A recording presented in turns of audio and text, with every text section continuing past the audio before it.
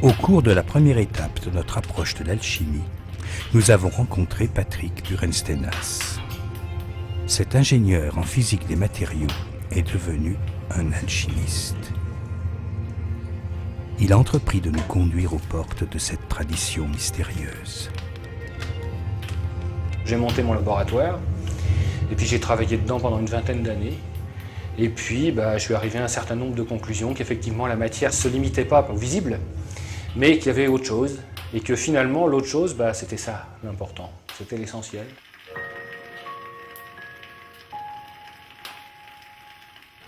Tous les alchimistes, quel que soit leur point de départ, cherchent la même chose et le cherchent de la même manière. C'est comme si derrière tout ça, il y avait une onde unique. Et que tout le monde est à la recherche de cette onde unique. Nous nous sommes alors mis en route pour un grand voyage sur les traces laissées par les alchimistes du passé. Petit à petit, on va accumuler des informations. Et puis, j'espère, par moments, on aura des illuminations qui vont faire que « Ah tiens, telle pièce va avec telle pièce et je comprends enfin ce que ça veut dire. » La première étape nous a menés jusqu'à Bruxelles, sur la Grand Place. Nous y avons découvert des images d'alchimie gravées sur les façades, des messages qui semblent avoir été placés là pour nous guider dans notre recherche, qui est certes matérielle, mais surtout spirituelle. En alchimie, on dit « Si tu cherches pour faire de l'or, tu ne trouveras jamais. Mais si tu sais en faire, tu n'en as plus besoin. » Nous sommes obligés de trouver quelque chose sans savoir ce que c'est. À la seconde où je vais imaginer ce que c'est, je ne peux plus le trouver. Ce que cherchent les alchimistes, c'est la pierre philosophale. La Grand Place de Bruxelles en proposait de multiples évocations. Mais nous ne savions pas encore les déchiffrer vraiment, malgré les premiers rudiments d'alchimie qui nous avaient été délivrés. Pour les comprendre et ouvrir notre esprit, nous devions nous mettre en route sur d'anciens chemins de pèlerinage, comme ceux de Saint-Jacques de Compostelle. Le pèlerinage partait vraiment d'ici, jusqu'au bout Saint-Jacques de Compostelle, où on trouvera sans doute quelque chose de particulier. À l'endroit où il y a l'étoile, il y avait une pierre levée. Et c'est particulièrement sur cette pierre levée que l'alchimiste trouvait la première chose solide qui lui permettait de faire son premier pas vers la matière première de la pierre philosophale.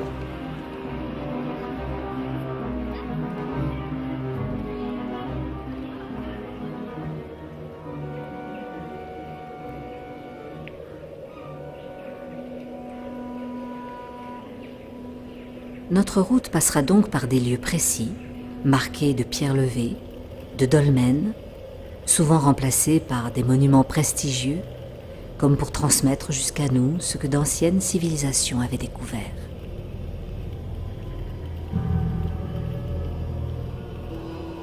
Ce qu'on appelle les secrets de l'alchimie vient en partie de ses origines, qui remontent à la nuit des temps. Le travail au laboratoire et ses procédures, nous ne les apprendrons que bien plus tard, dans les dernières étapes de notre voyage. Pour l'instant, il convient de se rendre sensible à la nature, à ses forces intimes et à ses rythmes.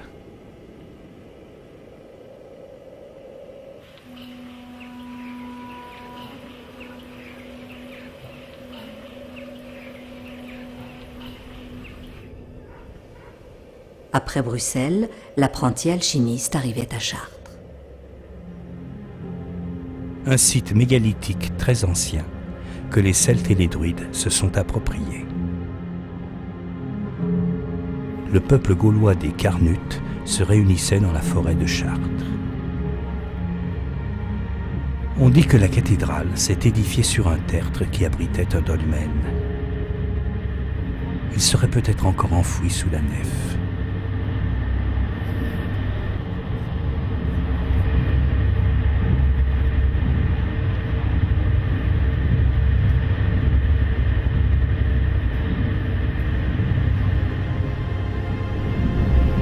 Mesdames, Messieurs, le train arrive en gare de Chartres.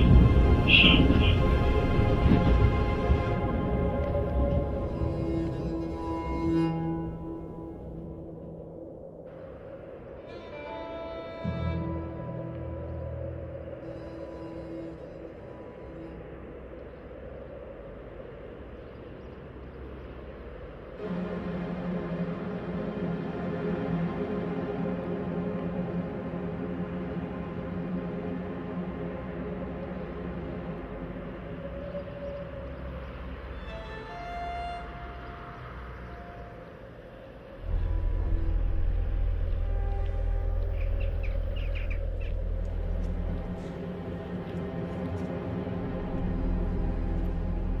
Les alchimistes seraient donc venus là, mêlés aux pèlerins de Saint-Jacques.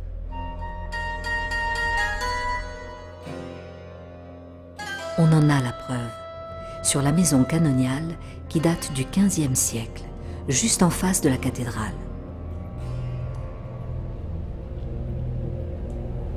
On a en haut quelque chose qu'on ne voit jamais en venant ici, parce qu'on regarde toujours la cathédrale, eh bien un certain nombre d'informations. La première, c'est 2 dragons. On cherche la tête des dragons. Alors il suffit de suivre le cou et on va voir que la tête est en bas d'un chêne. Donc il y aura sans doute une clé à trouver avec ces 2 dragons qui représentent le feu intérieur, le feu caché, il y en a 2. Donc on va avoir un feu d'en bas et un feu d'en haut qu'on va réunir sans doute grâce au chêne. Dans le cartouche d'à côté, on voit ce qu'on appelle une noce chimique. Un homme et une femme se battent. En alchimie, il va falloir à un moment mélanger 2 natures. Une partie masculine, une partie féminine, une partie active, une partie passive. Et ça va se présenter par un corps qui va être huileux et par un corps qui va être comme de l'alcool. Et quand on essaye de mélanger de l'huile et de l'alcool, eh bien on s'aperçoit que ça ne veut pas. On va voir juste à côté ces 2 mêmes personnages avec un plat dans lequel ils sont en train de nettoyer quelque chose.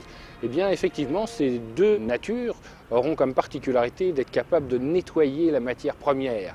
Car on va s'apercevoir finalement que ce qu'on appelle le mercure et ce qu'on appelle le soufre n'ont qu'un seul but, c'est nettoyer le sel pour pouvoir le purifier. Ensuite, on va voir un certain nombre d'autres cartouches feuillées. On va voir surtout le 4e qui est intéressant, où on retrouve le chêne. Et pour bien être sûr que c'est un chêne, on s'aperçoit qu'on a des glands, les fruits qui sont autour. Ça va nous donner presque la formule chimique d'un produit à utiliser. Pour trouver ce produit, il suffisait à l'alchimiste d'être passé par Amiens.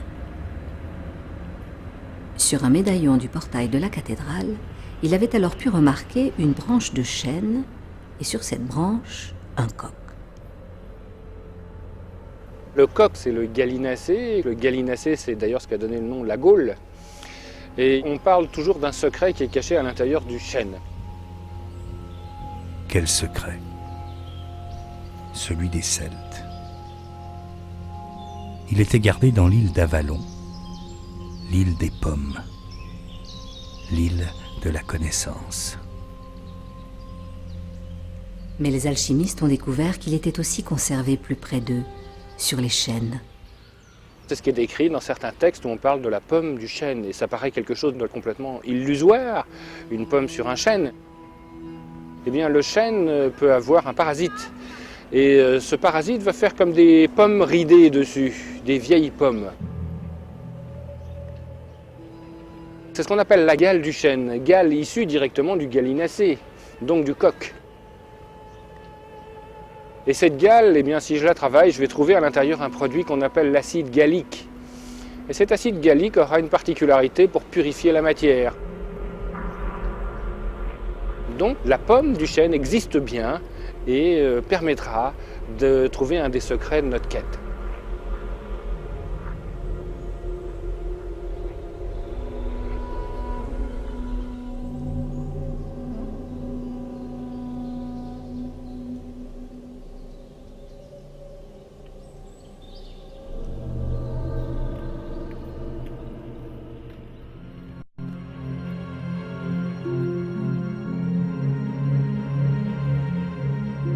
À Chartres, comme sur la Grande Place de Bruxelles, les anciens alchimistes ont donc laissé quelques messages précis à destination des alchimistes du futur.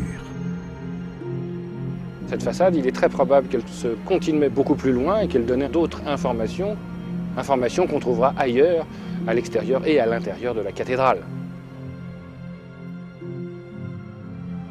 Mais cette cathédrale est un monument chrétien.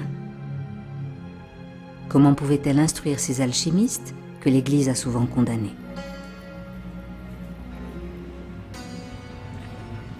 En fait, la quête alchimique et la pensée religieuse ont des points communs.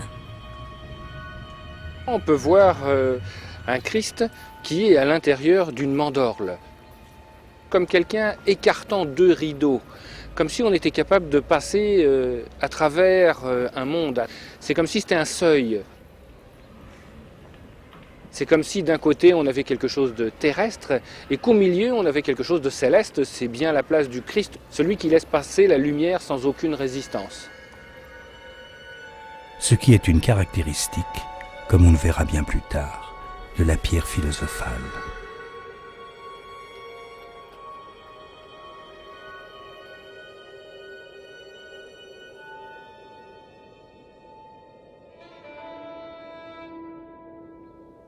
Ensuite, on va commencer à monter le long de cette façade. On va avoir les 3 états de la matière. Le premier, représentant la terre, c'est un carré. Et on voit bien ce carré en plein sur la façade. À l'intérieur de ce carré, on va avoir un cercle. Ce cercle qui est la rosace, qui représente l'eau. Et si on continue à monter le long de cette façade, eh bien on va voir un triangle. Et ce triangle représente le feu, représente bien sûr l'esprit. Et si je suis la pointe de ce feu, je vais bien sûr voir en haut un Christ, pour montrer que l'esprit est bien à la pointe de ce feu.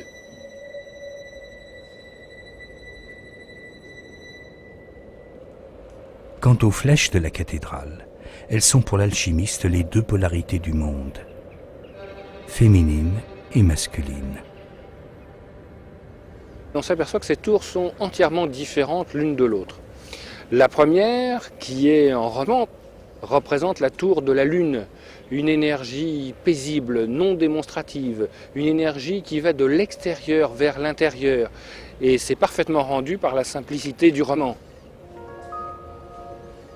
Pour bien montrer que cette colonne est associée à la lune, eh bien on a mis en haut une girouette qui a cette forme de lune.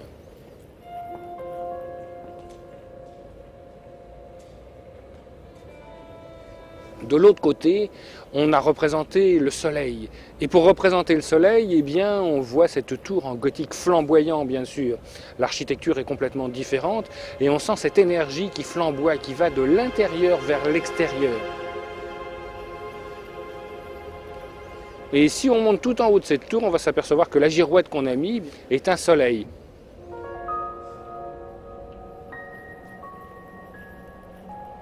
C'est comme s'il y avait une circulation à l'intérieur de cette cathédrale, figurée ici par ces 2 tours.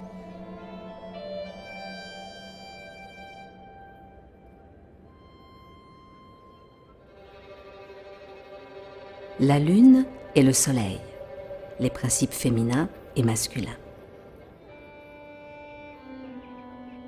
La terre, l'eau, le feu, comme 3 états de la matière, solide, liquide, gazeux, et l'esprit qui est dans toute chose.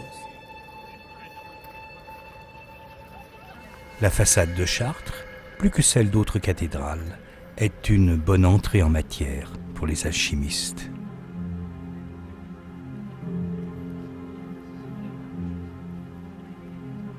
Ils pénétraient à l'intérieur de l'édifice, mais ils ne passaient pas par le porche central, réservé aux grandes processions chrétiennes. Par un souci de discrétion? Non. Une tradition qui permettait de mieux comprendre le monument. Il a plusieurs entrées, plusieurs lectures, plusieurs façons d'être vécu. Alors les alchimistes rentraient par le portail nord, en passant d'abord sous le zodiaque. Pourquoi le zodiaque? Parce que c'est la première manifestation du ciel. Et l'alchimiste a besoin du ciel pour réaliser son grand œuvre.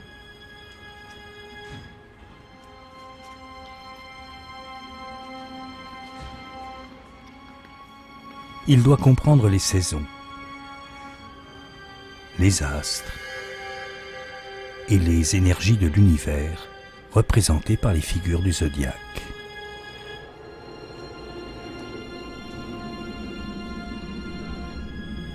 Ces forces, avec lesquelles il va travailler, vont le conduire sur le chemin de la pierre philosophale, qui est condensation d'énergie et de lumière. Mais comment? La cathédrale proposait aux futurs alchimistes tout un parcours, destiné à les faire naître, en quelque sorte, à une nouvelle vision du monde.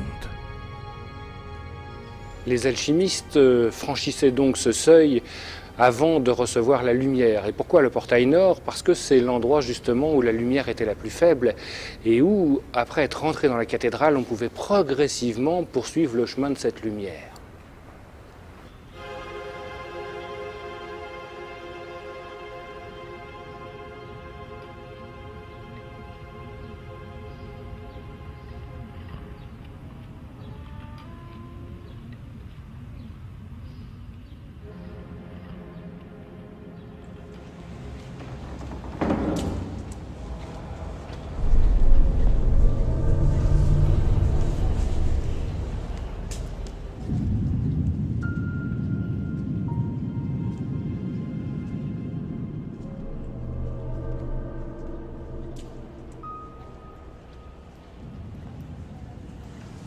La première chose que faisait le pèlerin en rentrant à l'intérieur de la cathédrale, c'est de toucher la pierre de décharge.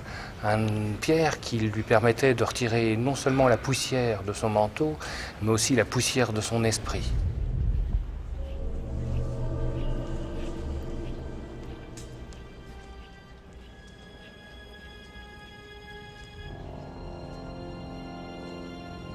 Pour compléter cette mise en harmonie avec le monument, dès qu'il était entré dans la cathédrale, l'apprenti alchimiste rencontrait une Vierge noire. Une Vierge noire comme on en voit dans de nombreuses églises, en Auvergne en particulier. Après avoir touché la pierre de décharge, eh bien, nous restons un instant devant la Vierge noire. Elle a un étrange rapport avec la quête qui est la nôtre. Cette Vierge permet d'absorber, permet de finir, de vider tout ce que la chrétienté appelle les péchés et tout ce que nous appellerons ces scories qui nous empêchent de recevoir cette lumière. C'est pour ça que ça a un étrange rapport avec la quête de la pierre, avec l'alchimie.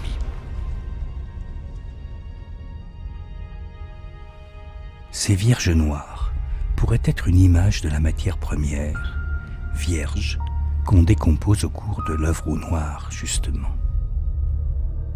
L'enfant qu'elle porte serait alors le fruit de cette matière première, la fameuse pierre philosophale.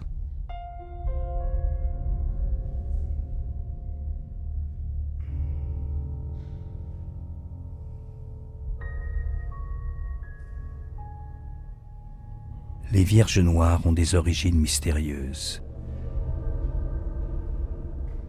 Elles perpétuent le mythe d'Isis, la déesse égyptienne, qui allaite son fils Horus, qu'elle eut de son époux Osiris.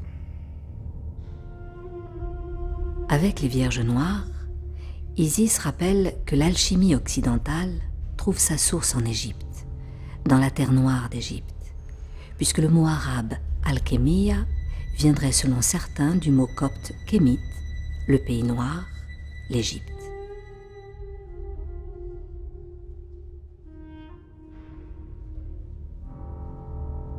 Isis semble capter la lumière du soleil pour la donner à son fils Horus. Horus était le fruit d'une étrange union, puisque son père, Osiris, bien avant la conception d'Horus, avait été assassiné et son corps avait été découpé en 14 morceaux. Une illustration de l'œuvre au noir. Isis rassembla 13 morceaux. Elle voulait accomplir l'œuvre au blanc, qui consiste à recomposer la matière. Mais elle ne retrouva pas le phallus d'Osiris, le 14e morceau. Malgré tout, elle put concevoir Horus. Au XVIIe siècle, dans son traité d'alchimie La Talente fugitive, Michael Mayer s'est servi de ce mythe d'Isis et d'Osiris pour expliquer le travail alchimique. Et comme pour tous les chapitres de son livre, il en a fait une fugue, une gravure et un poème. Osiris, c'est le soleil des sages. Isis, épouse, sœur et mère d'Osiris, unit ses membres déchirés par Typhon.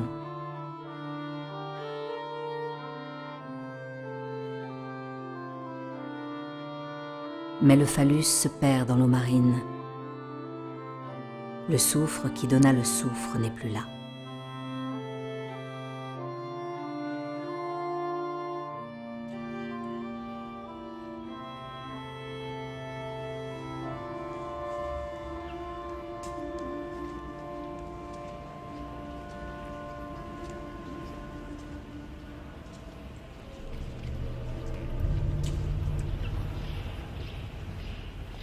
L'apprenti alchimiste faisait ensuite le tour du chœur, en suivant le chevet de la cathédrale.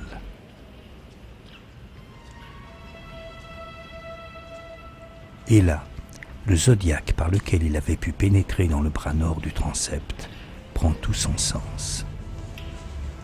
On est rentré par le zodiaque de pierre, le zodiaque du nord, et on est maintenant face au zodiaque de lumière, celui du sud.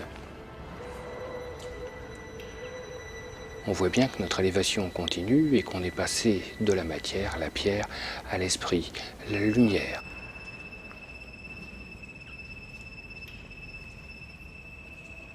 L'alchimiste est considéré comme le laboureur, mais non pas le laboureur de la terre, mais le laboureur du ciel. Ce qui veut dire qu'il utilisera aussi les saisons pour récupérer les fruits de son travail, mais bien sûr des fruits célestes au lieu d'être des fruits terrestres.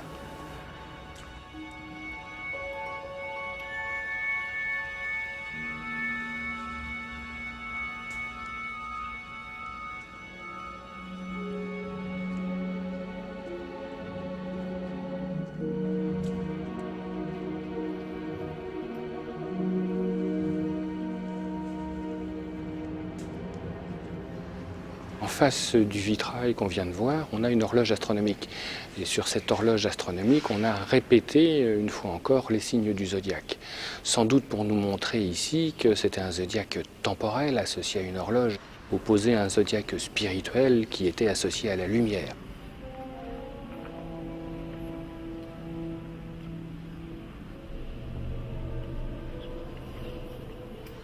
On peut aussi s'apercevoir qu'on a des coquilles Saint-Jacques qui sont directement gravées dans la pierre, pour nous indiquer sans doute qu'on est sur le bon chemin.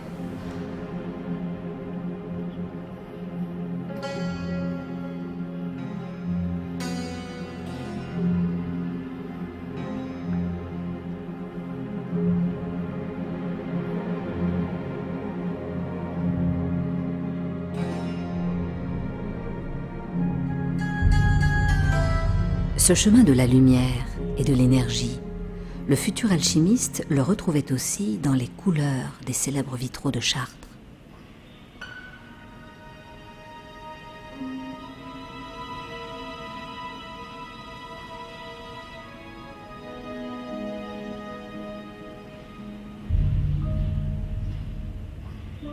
Les vitraux ont un étroit lien avec l'alchimie, non pas dans les symboles qu'ils représentent, puisque bien sûr c'est des symboles religieux, on est ici à l'intérieur d'une cathédrale, mais surtout dans leur facture. Il y a deux manières d'obtenir des couleurs. La première par réflexion et la seconde par interférence. Par réflexion, c'est un morceau de verre ou un morceau de papier peint en rouge, et on peut dire que si on voit rouge, c'est que toutes les fréquences sont absorbées, sauf le rouge qui est réfléchi. Alors que les vitraux, c'est exactement le contraire. C'est non pas la couleur réfléchie que nous voyons, mais la couleur qui passe à travers le vitrail.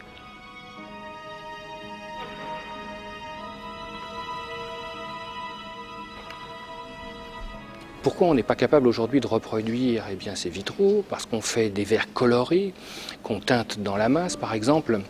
Là, ça va être des poudres métalliques qui vont être noyées à l'intérieur du verre. Et c'est un des secrets du fameux bleu de Chartres.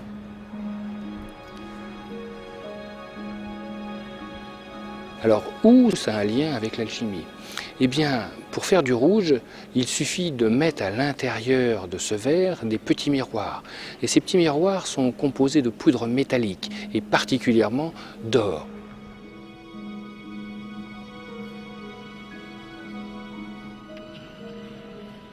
Si je mets de l'or à l'intérieur d'un verre et que je fais passer de la lumière à l'intérieur, cette lumière va se réfracter sur les petits miroirs, changer de fréquence et la couleur que je vais voir va être le rouge.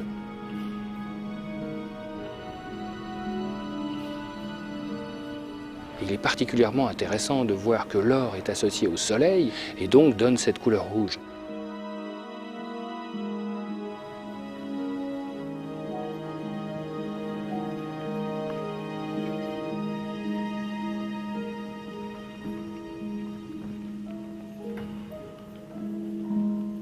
Si je veux avoir la couleur bleue, il suffit d'utiliser le même procédé, une autre poudre métallique. Mais cette fois, cette poudre métallique sera plus de l'or, mais de l'argent. L'argent associé à la Lune. Et si je mets de l'argent, eh bien, par le même mécanisme de réfraction, je vais obtenir cette couleur bleue.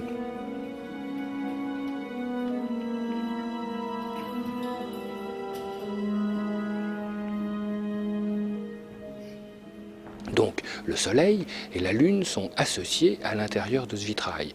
Et si ces deux vitraux sont mélangés, ce qu'on voit particulièrement à Chartres, où ce n'est pas de grandes touches bleues ou des grandes touches rouges, mais des petites baguettes de rouge et de bleu, eh bien on a l'illusion, l'impression de voir du violet.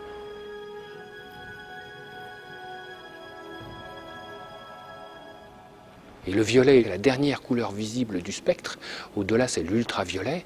On peut donc dire que ce violet est la dernière couleur de notre monde et la première du monde d'au-dessus. C'est sans doute pourquoi c'est la couleur de la spiritualité et que les évêques portaient le violet. En associant la lune et le soleil, on ouvre la voie du milieu et la porte d'un monde d'au-dessus.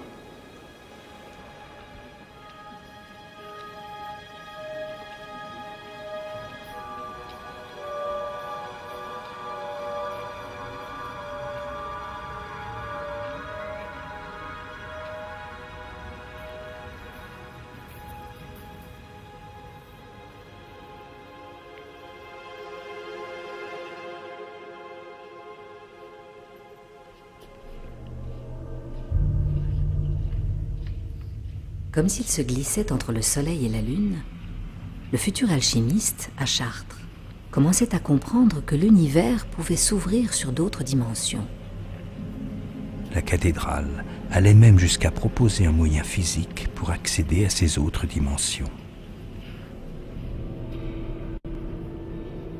Au fond de la nef et face à l'autel, l'alchimiste arrivait à l'entrée du fameux labyrinthe.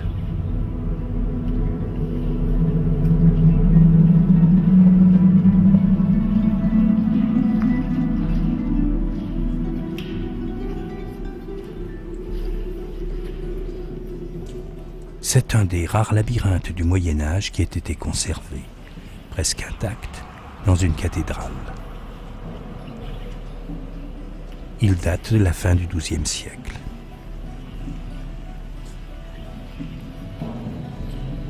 Le labyrinthe figurait le pèlerinage vers la Terre Sainte.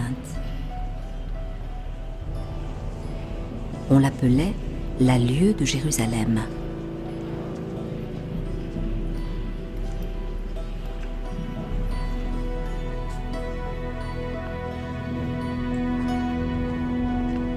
C'est plutôt un escalier, mais si c'est un escalier qui ne nous fait pas monter dans la matière, eh bien peut-être que c'est un escalier qui nous fait monter dans l'esprit.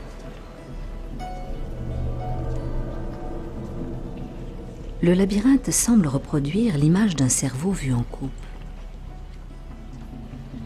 Il nous invite à un cheminement à l'intérieur de notre propre conscience. Peut-être modifie-t-il la perception du réel.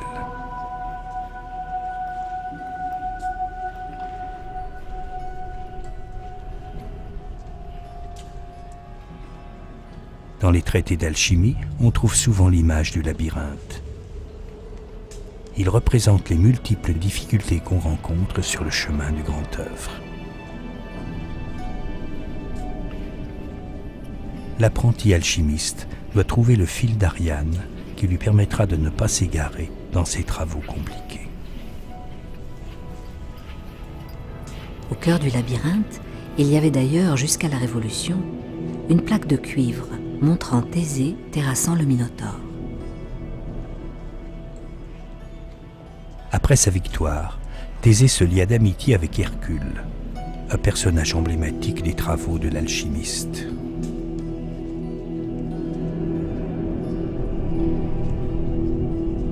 Le labyrinthe de Chartres semble agir sur la matière. Parfois, une étrange lumière violette émane de son centre.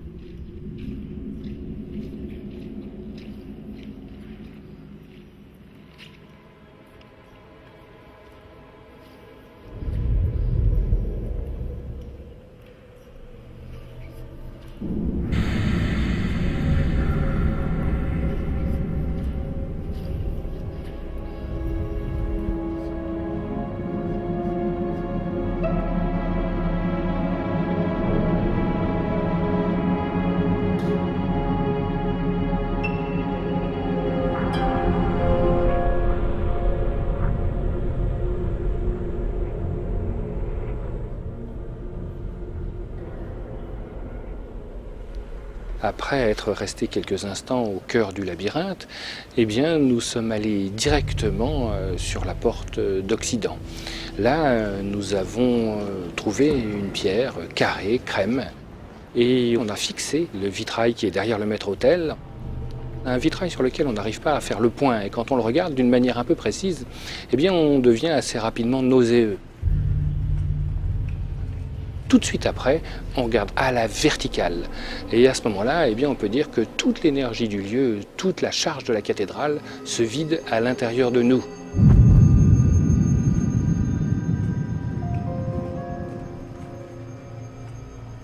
Alors comment cette cathédrale se charge-t-elle finalement de cette énergie? Eh bien, elle se charge en permanence. Elle est composée comme une machine. On s'aperçoit que sous la cathédrale, eh bien, il y a un puits qui fait 33 mètres. Le puits des Saints-Forts. Il est antérieur à la cathédrale. La base du puits est de section carrée, ce qui montre son origine celtique. Vers ce puits, il y a une colonne. Et cette colonne vient reposer sur le sol de la cathédrale. Du fond du puits au plafond, nous avons 74 mètres jusqu'à la clé de voûte.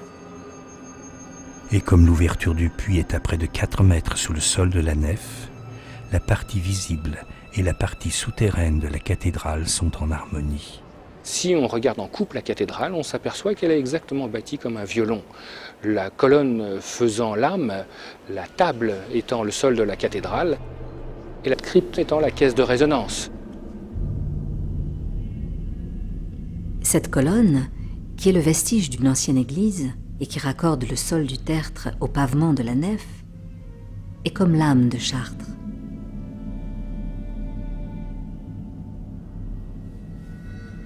L'âme, ce petit cylindre de bois qui relie la table et le dos du violon pour permettre de régler la sonorité de l'instrument.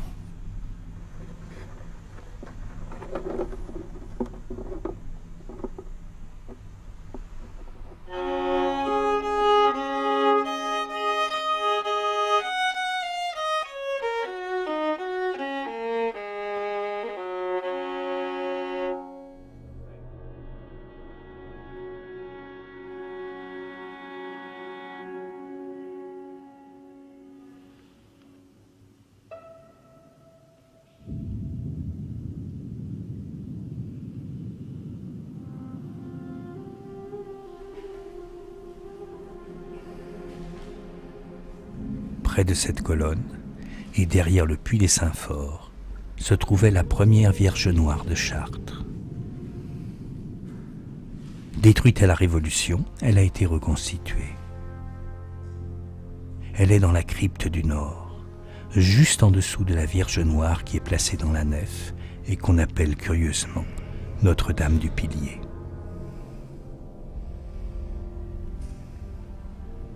Notre-Dame de Dessous-Terre, la Vierge de la crypte, est située ici comme le veut la tradition. Les Vierges Noires semblent être là pour capter les énergies qui courent à l'intérieur du sol. Si on pouvait percevoir les très basses fréquences, on pourrait entendre ici le chant profond de la terre. Puisque la cathédrale est en somme un instrument de musique. Il suffit juste de donner une énergie pour faire vibrer cette cathédrale. Et cette énergie est donnée par le sol lui-même, car la cathédrale n'est pas orientée est-ouest, mais elle est décalée de 47 degrés.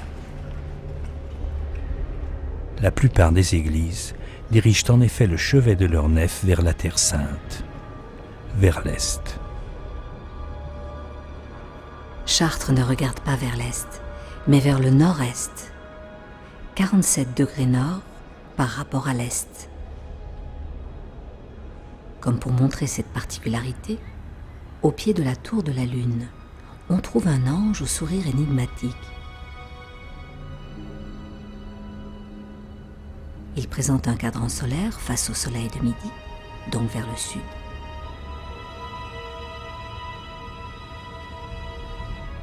On voit que la cathédrale fait un angle de 47 degrés par rapport à la table est-ouest du cadran solaire.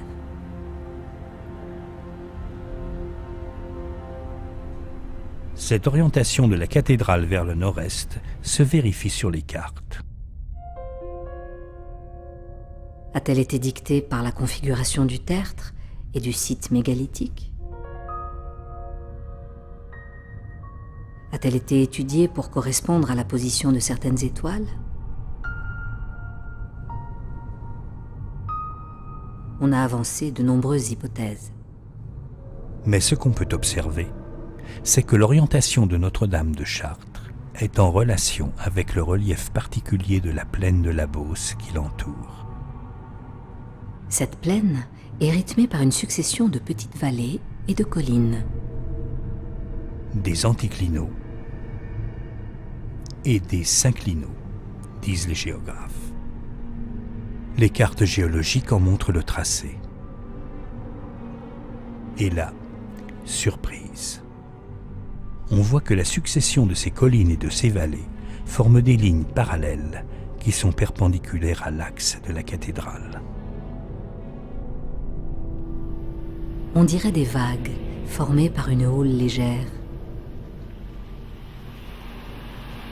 La nef de Notre-Dame de Chartres est comme un navire qui avance face aux vagues de cette houle terrestre pour mieux en épouser les mouvements.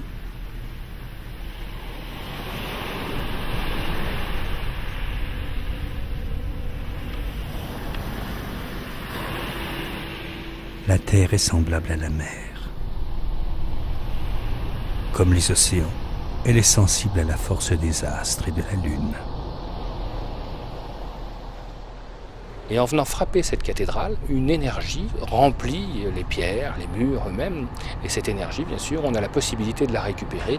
Et c'est exactement ce que nous avons fait pendant notre périple.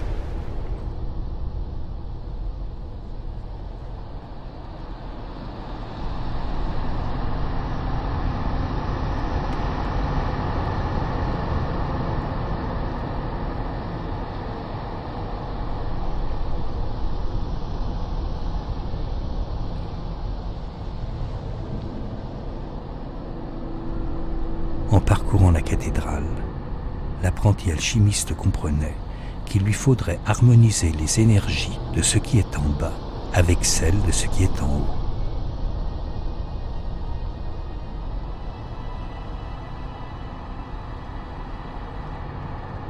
Mais comment? La cathédrale lui suggérait une échelle de mesure. Les vitraux, comme des arcs-en-ciel, filtrent la lumière et l'organisent autour des 7 couleurs traditionnelles, ce que nous avions vu sur la Grand Place de Bruxelles. Les sons, venus de la terre, s'élèvent dans la nef, conduits par la géométrie des colonnes et de tout l'édifice.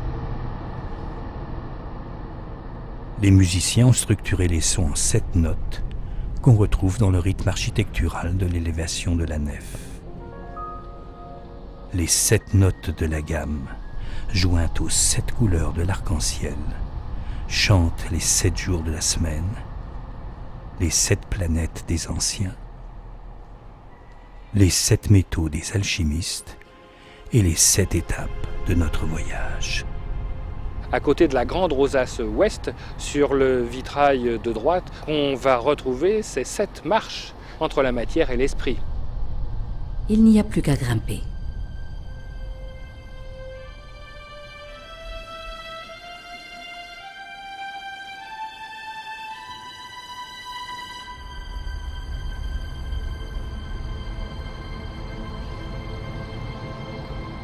Mais si la cathédrale a instruit le futur alchimiste, elle ne lui a pas donné de mode d'emploi pratique.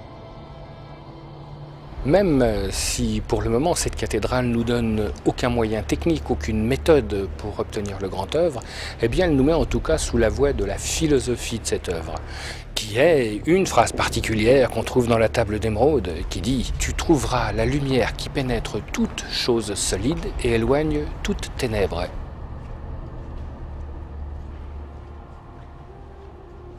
La table d'émeraude, c'est le grand texte fondateur de l'alchimie occidentale. Il a été écrit, selon la légende, sur une émeraude, par Hermès Trismégiste, le dieu égyptien Thoth, le scribe et le messager des dieux. Thoth, Hermès pour les Grecs et Mercure pour les Romains, voyage entre le ciel et les hommes et leur apporte les secrets de l'univers. On peut trouver étrange que ce dieu païen puisse être évoqué dans une cathédrale chrétienne, comme celle de Chartres. Et pourtant, au centre de la nef de la cathédrale de Sienne, près de Florence, on trouve une mosaïque du XVe siècle qui célèbre Hermès Trismégiste.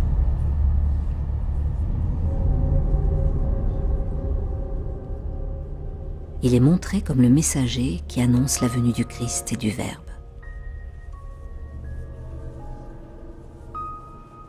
Mais la tradition a surtout retenu Hermès Trismégiste, le 3 fois grand, comme l'auteur de la fameuse table d'émeraude, la Bible des alchimistes.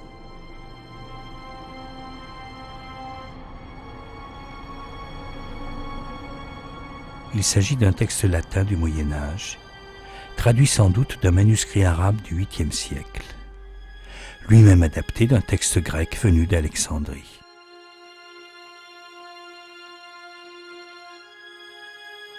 Hermès y dévoile les principes philosophiques fondamentaux de l'alchimie.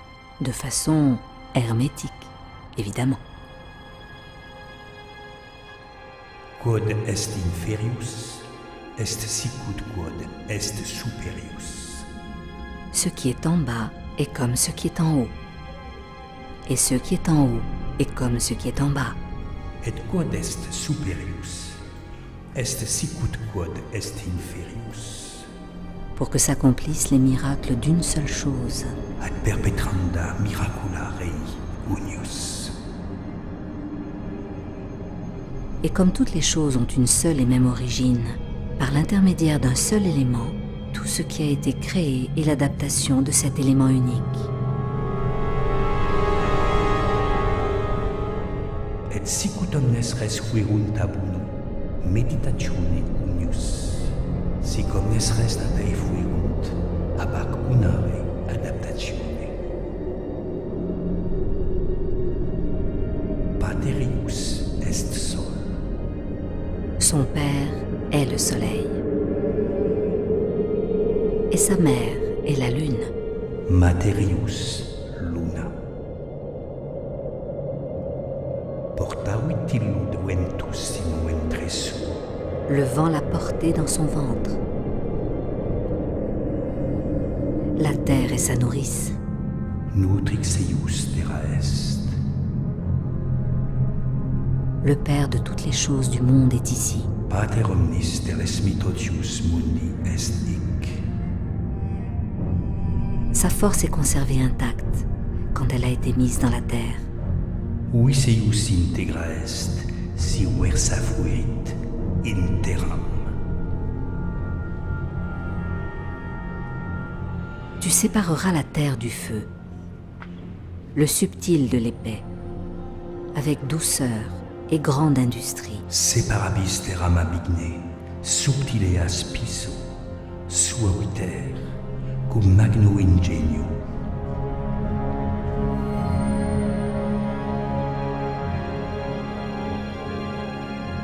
Ascendit a terra in celum, iterumque descendit in terram.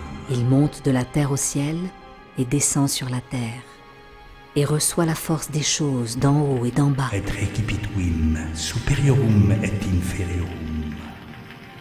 Ainsi tu auras toute la gloire du monde, et toute obscurité s'enfuira de toi. Sic habebis gloriam totius mundi, ideo fugiet te omnis obscuritas. C'est la force forte de toute chose, car elle vaincra toute chose subtile et pénétrera toute chose solide. Hic est totius fortitudine fortitudo fortis, quia vincet omnem rem subtilem, omnemque solidam penetrabit. Sic mundus creatus est. Ainsi fut créé le monde. De là viendront d'admirables adaptations, dont le processus est indiqué ici. Incirunt adaptationes mirabiles, quarum modus est hic. C'est pourquoi j'ai été appelé Hermès Trismégiste, car je possède les 3 parties de la philosophie universelle du monde. Itaque vocatus sum Hermès Trismegistus, abens 3 partes philosophiae totius mundi. Voilà ce qu'il fallait que je dise de l'œuvre du soleil. Completum est quod dixi de operationes solis.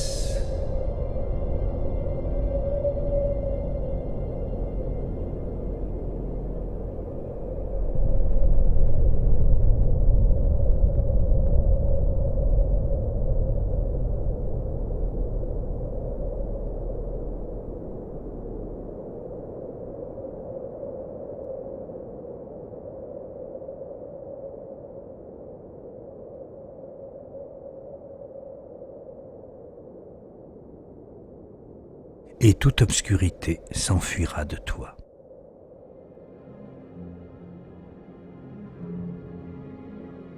En quittant Chartres, l'apprenti alchimiste savait qu'il n'en était qu'au début de son chemin pour trouver ces clés de la lumière que lui promettait Hermès Trismégiste. Après Chartres, eh bien, nous irons au Mont Saint-Michel, car il ne nous reste plus qu'à la trouver, cette fameuse lumière. Et quoi de mieux que de la trouver sous l'égide de Saint-Michel, Michael, la lumière de Dieu.